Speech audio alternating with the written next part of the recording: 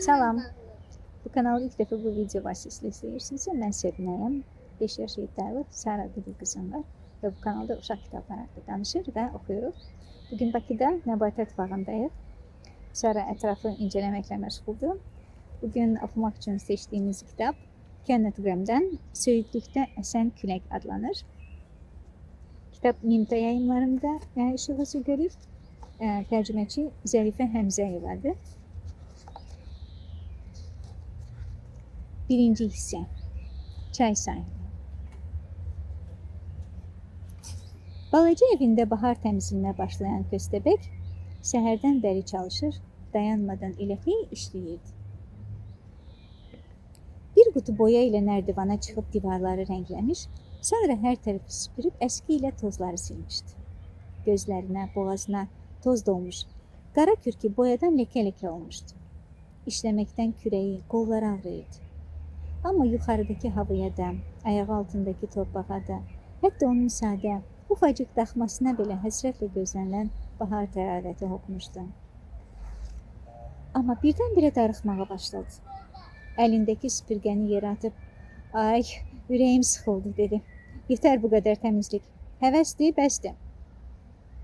Və heç paltosunu da geyinmədən özünü bayıra atdı. Sanki yuxarıdan nəsə onu çağırırdı. Evini günəşə və havaya daha yaxın yerdəki heyvanların yaşadığı çınqıllı yolla birləşdirən dik tunelə tərəf qaçdı. Kiçik pəncələrini işə salıb, torpağı təlaşla eşə-eşə oyuq açmağa çalışdı. Bir tərəfdən var gücü ilə torpağı qazır, bir yandan da öz-özünə deyinirdi.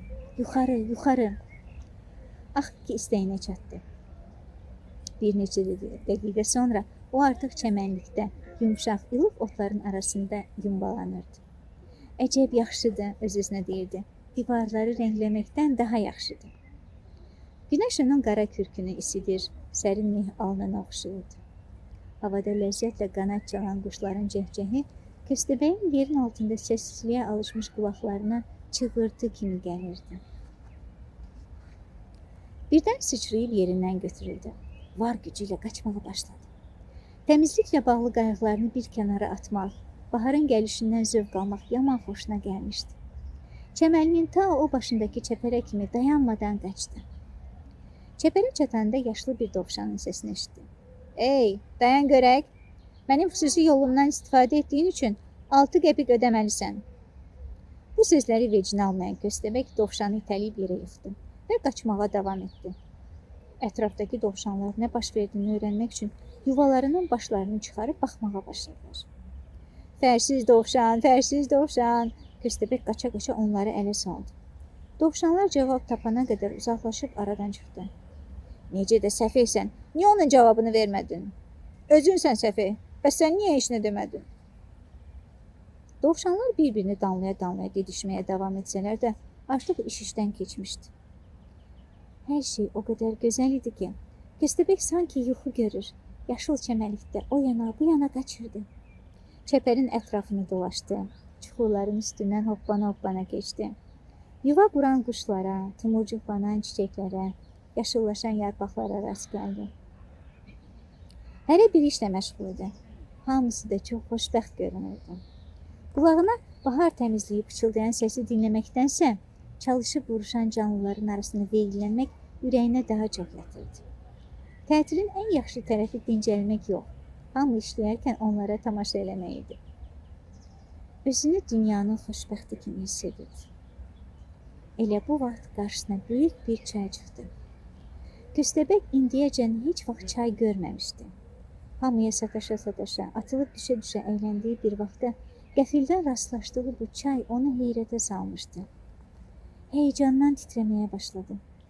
Gözünə dəyən işıltılar, parıltılar, qığılcımlar, hava qabarcıqları, hər şey Köstəbəyi ovsunlamışdı. Çaydan gözünü çəkə bilmir, axar suları ağzı açıq halda seyr edirdi. Balaca bir uşaq sehirli nağıllar danışan adamın arxasınca düşdüyü kimi, bu da çayın kənarı ilə maraqla qaçırdı. Axırda yorulub sahildə yerə oturdu. Çay hələ də axar suların üzərindəki qabarcıqlarla şirin söhbət edirdi. Sahildə oturub çaya tamaşa edərkən qarşı sahildə, azca yuxarı tərəfdə gözünə qəşəng bir oyuq dəydi. Sanki yuxu görürdü. Oyuğun çay kənarında yaşamaqdan zövq alan heyvan üçün çox gözəl yuva olacağını düşündü.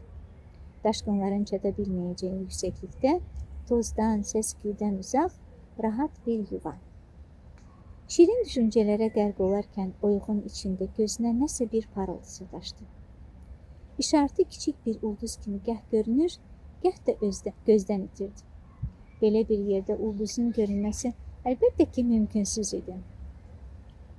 Diqqətlə baxanda bunun sadəcə bir göz olduğunu anladı. Sonra gözün çevrəsində rəsm çərçivəsi kimi balaca bir sifət də peyda oldu. Bığlı, qaraşın, girdə və ötkən bir sifət. Bir də kiçik qulaqlar və ipək kimi yumşaq, sıx tüklər. Bugünlük bu qədər. Hələlik.